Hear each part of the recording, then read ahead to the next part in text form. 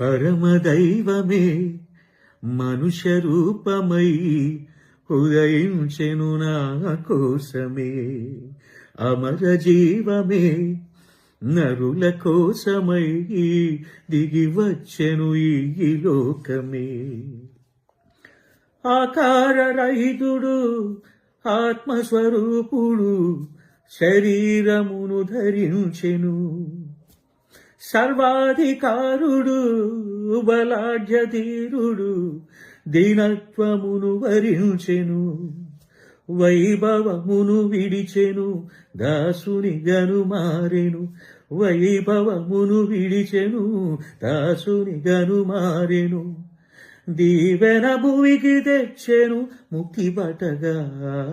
పరమదైవమే మనుష్య రూపమై ఉదయించెను నాకు.